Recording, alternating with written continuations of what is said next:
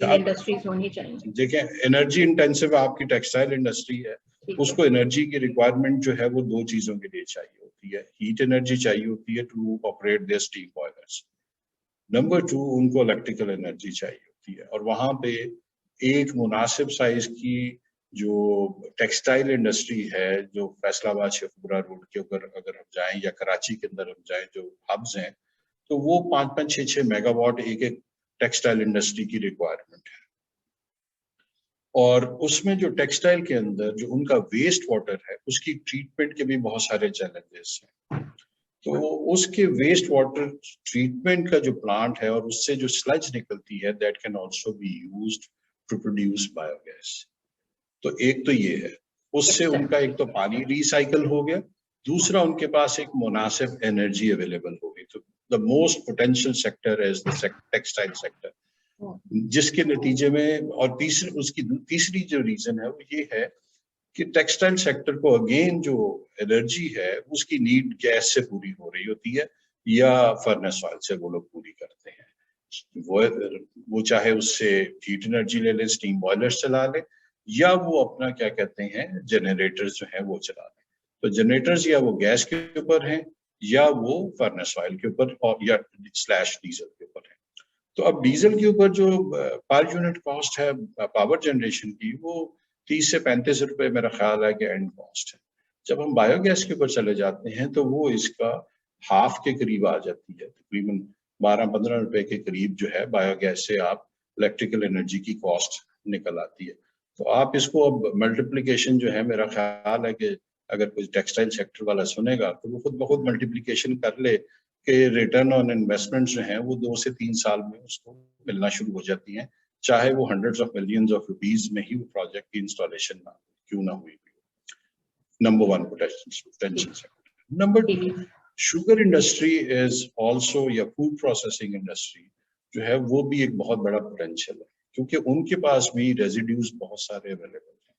Sugar industry में already biogas plants installed है। अगर आप AEDB की वेबसाइट पे भी जाएं तो वहां पे बगास वाले, वो बगास के ऊपर भी कर रहे हैं, और जो उनका जो एफ्लुएंट जो निकल रहा है उस पर भी कर रहे हैं। लेकिन उसमें एक जो बहुत बड़ा चैलेंज आ रहा है, टेक्निकल चैलेंज है, वो बायोगैस प्रोडक्शन जो है, it is not meant for power generation basically. वहां से पावर जनरेशन जरूर हो रही है, लेकिन ज्यादातर उसका मकसद जो है वो पानी जो ड्रेन हो रहा है या एफ्लुएंट जो निकल रहा है उसकी ट्रीटमेंट के लिए वो उसको ले रहे हैं। तो मीथेन जो है वो तो उनको मिल ही रही है। तो किसी ने उसको इस तरह से इस पोटेंशियल को यूटिलाइज करने की कोशिश नहीं की। ब्रूअरी की इंडस्ट्री है जहां पे हम इस्तेमाल कर सकते हैं कि जब उसका स्पेंट वॉश है उससे आप जो है बायोगैस प्रोड्यूस कर सकते हैं, और ये इनके इंटरनल फ्यूल सोर्सेज होंगे। इसमें बाहर से बहुत कम फ्यूल जो है उनको परचेज करना पड़ेगा या बाय करना पड़ेगा। एक बहुत बड़ा सेक्टर तीसरा जो है हमारा डेयरी सेक्टर है, जो कि अभी तक पुरानी ट्रेडिशनल डेयरी फार्मिंग हो रही है। वो बाड़े बने हुए हैं, वो उसका गोबर जो है या वेस्ट जो डंग है वो उसको उठाते हैं, उसको डिस्पोज ऑफ करते हैं।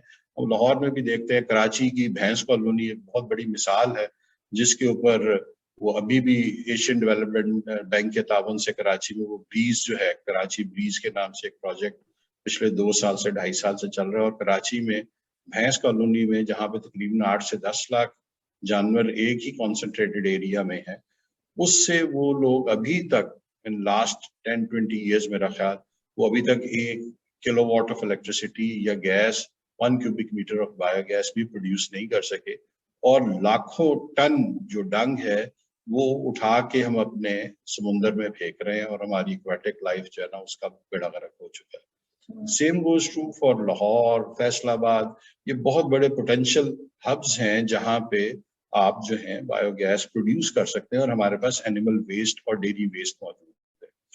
तो अब इसमें डेयरी इसलिए मैं खास तौर पे कह रहा हूँ कि disposing of this dung is a nuisance.